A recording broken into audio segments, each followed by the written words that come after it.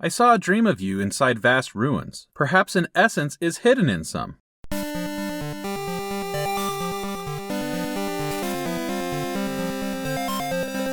This is Legendary Adventures, a Legend of Zelda playthrough podcast. This week we're hunting for gems in order to reach the Tarm Ruins. But not before we see what became of Blossom and Bippin's son, and trade our way to becoming a straw millionaire. Or something like that.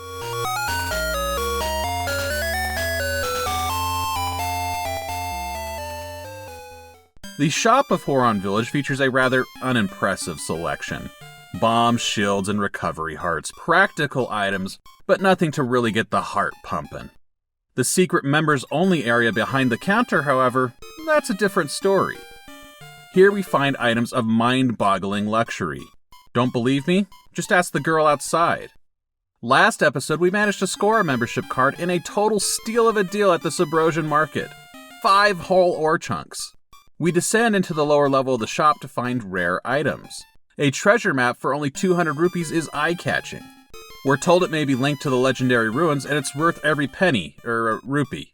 A seed satchel expansion is also on sale for a mere 300 rupees. Thanks to our previous expansion through the secret from Labrina, it boosts our seed capacity to 99 seeds. We buy that item as well. All in all, a pretty good trip to the store.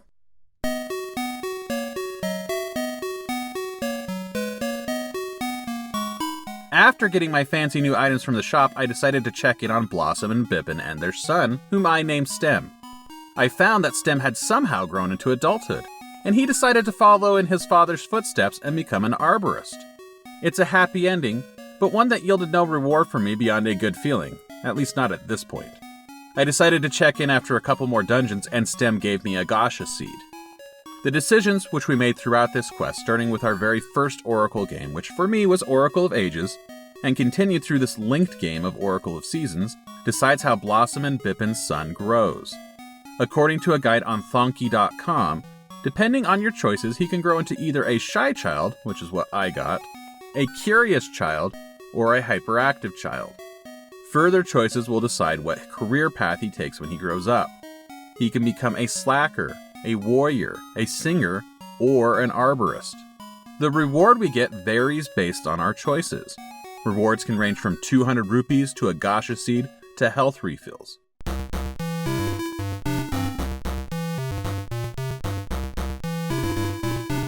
I decided to continue making trades during this segment of gameplay as well, and I ended up completing that quest. It all started because I had seen other characters mention Big Goron in the mountains, but I personally had not seen him. I decided to go looking, thinking that he might be the one who wants the well-seasoned pot that I picked up last week. I thought he may want to eat it. The Goron Mountains are located west of Mount Cuckoo, near the center of the map. The Gorons who live here state that their mountain is winter all the time, but apparently it's been extra cold since the seasons were thrown out of whack. In a callback to Ocarina of Time, Big Goron is found on top of the settlement outside. Speaking to him, he states that he has a cold and wants something to warm him up, not unlike how he needed eye drops in Ocarina of Time. Big Goron was obviously part of the trading quest, but he obviously wasn't the one who wanted the pot. I couldn't think of anyone who I encountered in Holodrum who had hinted that they wanted the pot. I realized, however, that I still had unexplored area within Subrosia, so I headed underground. While there, I picked up Rosa for a second date. Her key came in handy for unlocking a door to an optional Gasha seed pickup. I found rare red and blue ore, and I had them melted together to create hard ore. I didn't find what this ore was used for during my playthrough of the game, but I learned afterwards that we can take it to the Subrosian smithy to upgrade your shield. While at the smithy's shop, you have to make sure that you ask in the least polite terms possible to get your shield upgraded. Eventually, while exploring in West Subrosia, I rediscovered a forgotten detail from my first playthrough of the game. Subrosians eat lava. That's something that would warm you up for sure. There's also a Subrosian restaurant which offers lava soup, and a well-seasoned pot is one of the ingredients. If we give the pot to the chef, he gives us a piping hot bowl of soup in return. I returned to Big Goron and received a vase in exchange for the soup.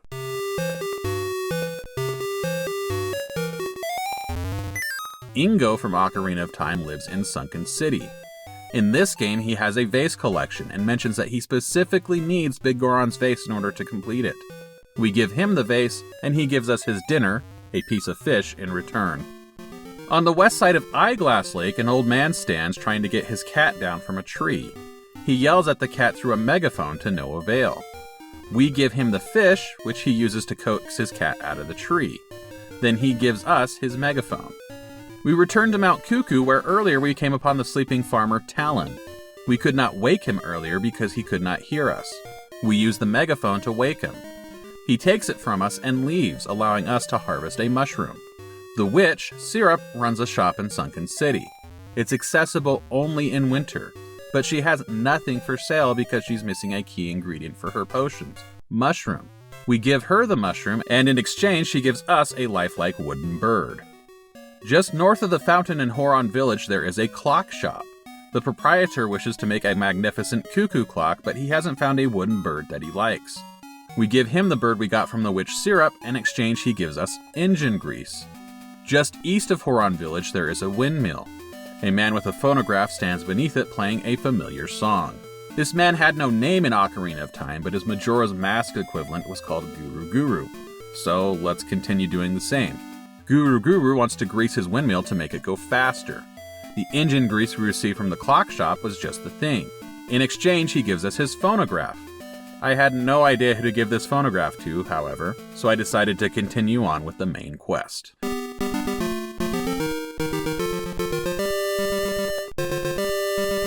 To the northwest of the Holodrum Plains sits the Tarm Ruins. A massive gate blocks the entrance to the ruins. The gate has 4 indentations in unique shapes on the front, indicating some special keys are required to open it.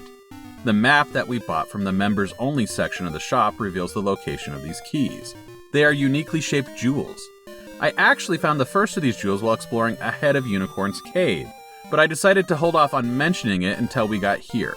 In the northern end of the Woods of Winter, just west of Holly's house, there is a cave. There's a chest visible inside, but it's on the other side of deep water, meaning that we can't reach it until we get the flippers. A sign mentions that the cave contains the Sunken Falls, and the headwaters are in Sunken City. If we open the chest, Vyre appears. We previously came upon this standard enemy turned mini-boss in Mermaid's Cave in Oracle of Ages. In that game it identified itself as a servant of Varen. Now it says it is a servant of Onyx. It takes the pyramid-shaped jewel from the chest and places it on a cliff above out of reach. We can collect this jewel by traveling to Sunken City and then diving into a single patch of deep water just south of Syrup's shop. This drops us onto the cliff and we get the jewel. It's worth noting that according to ZeldaDungeon.net, both the Pyramid Jewel and the Square Jewel are in different locations in the linked game compared to the unlinked game. I can remember from my previous playthrough that I found the Pyramid Jewel in an underwater area while just exploring near the Dancing Dragon dungeon. I did not remember any change to any of the other jewel locations, however. I followed the map that I got from the shop to the beach southwest of Horon Village.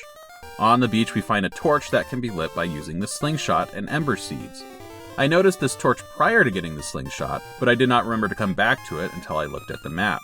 It is possible to find this location and this jewel earlier. We light the torch to extend a bridge to a small island. A sign on the island says the black monster lies there. There's a question mark shape made of stone tucked in the upper left corner of the island. It didn't click with me what to do at first, so I dug up the island. Then I tried using bombs on the question mark, but that had no effect. Then it occurred to me to use mystery seeds. It is a question mark after all. Putting a seed on the question mark causes it to explode, revealing a small Moldorm enemy. Destroying it reveals a chest with the X-shaped jewel inside. The map then directs us to the lakes north of Horon Village. In the unnamed lake, we head south and west from the Gnarlroot dungeon to find a cave. An old man inside gives us the round jewel. This old man will not hand over the jewel until we've completed Unicorn's Cave and the Dancing Dragon dungeon. So even if you switch up the order of those 2 dungeons, you still need to finish both before you can collect all the jewels and head into the ruins. The square jewel is found within Eyeglass Lake. If we change the season to summer, the lake drains. A bombable wall is hidden in the northwestern part of the lake. Through that wall we'll find a chest with the square jewel. We can then travel to the gates of Tarm Ruins, place the jewels, and head inside.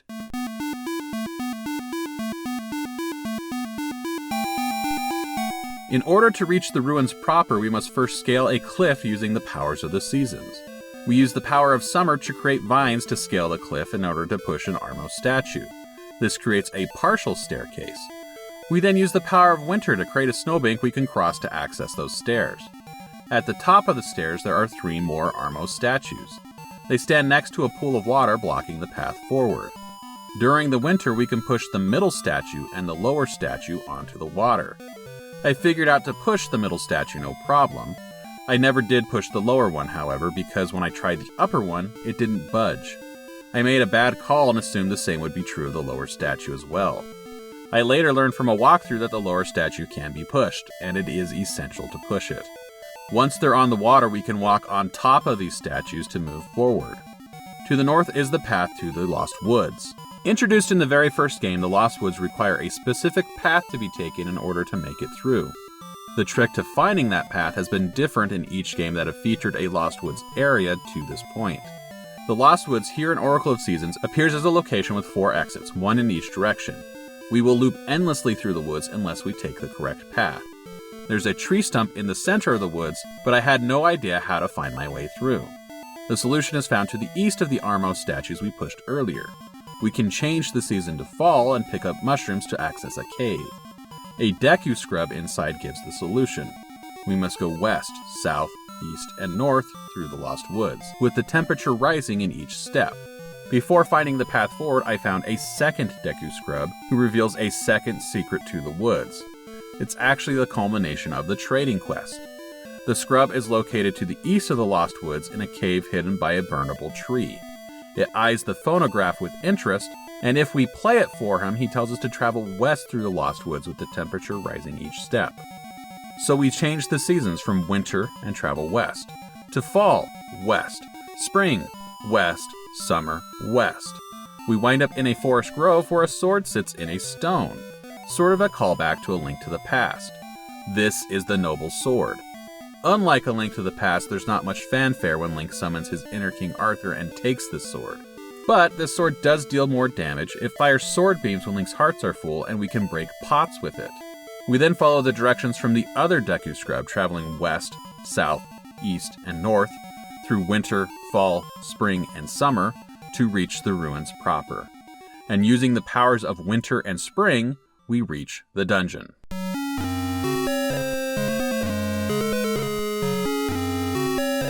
This is the Ancient Ruins. The music has a real stereotypical Middle Eastern Arabian Nights type vibe. It reminds me of movie Snake Charmer music, but rendered in the bleeps and bloops that only the Game Boy can make.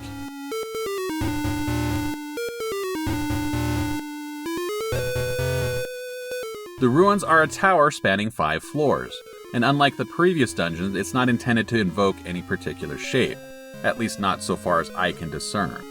The bottom floor is the largest with 18 rooms. It's also the floor with the most distinctive shape, with 3 evenly spaced rooms at the bottom. The second floor features 12 rooms in a rectangle shape. The third and fourth floors are both squares. The third floor features 9 rooms, the fourth floor has 4. The fifth floor is the smallest with only 2 rooms in a rectangle shape. The boss arena is found on the 5th floor. I felt this dungeon was more complex than it actually is. It's built on a series of small loops.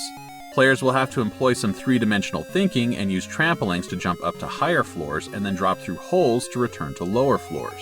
In the center of the first floor there is a turnstile. It's a straight shot north of the entrance.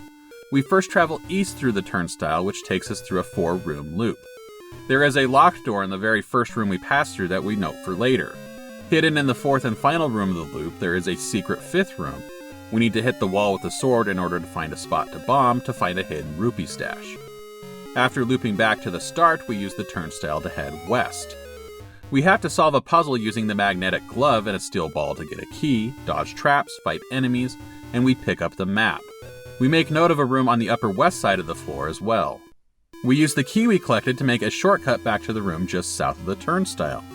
Utilizing this shortcut, we can chart a path to use the turnstile to take us north. We head up to the 2nd floor, score a key, and then head back down to that locked door that we saw in our first loop. This path takes us up to the 3rd floor where we get the dungeon item, the magical boomerang. We control the flight path of this boomerang by holding down the button and then using the D-pad. That makes this the first boomerang in the series where we can control the flight path. We'll see other variations on this idea in later games. We return to the room that we noted earlier on the upper west side of the first floor. Using the magical boomerang, we can hit a crystal switch that's otherwise out of reach, and then proceed up the tower on a new path. On the way up, we use the magical boomerang to hit another crystal switch and the slingshot to light some torches. This leads us to an obvious trap room. The path forward is blocked by a row of Armos statues, and a large rupee appears in the room. We know grabbing this rupee is going to be nothing but trouble, but what else can we do? We take it, the statues disappear, and the walls start closing in. Using Pegasus seeds and Rock's feather, we pass through the room to avoid getting crushed. We find the boss key in the adjacent room. We can then return to that trap room and take a set of stairs up. We take the path forward, snag a key, and come face to face with the mini-boss.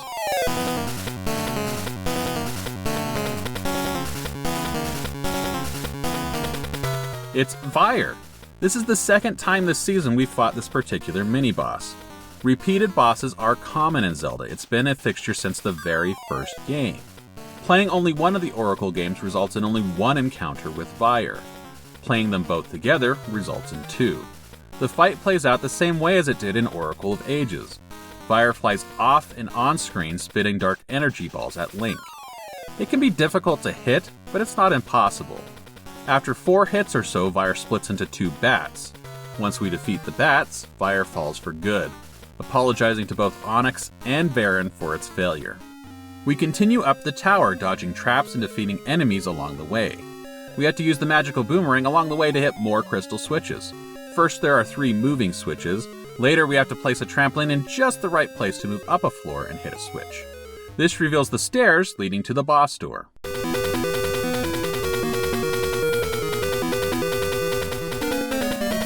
The boss is Manhandla. It's another boss from the original Legend of Zelda, reimagined. This is only the second time in the series Manhandla has appeared. As with the original game, Manhandla is a creature with 4 piranha plant-like heads. This time the heads sit atop a tall body that seems to be made out of a giant buzz blob. We use the boomerang to destroy each head. We can only damage the heads when their mouths are open. Manhandla moves faster with each head we destroy. Once all 4 heads are destroyed, we must hit the body with the boomerang. It stretches and grows thinner with each hit. Eventually the body splits apart, revealing a red diamond-shaped core.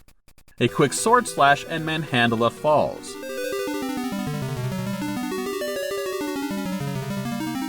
We can collect a heart container and the next essence. It's the blowing wind.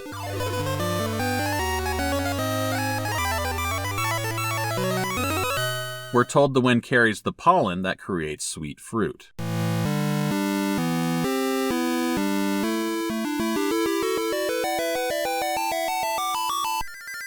The Maku tree then points us to the graveyard in the west. We'll head there next week.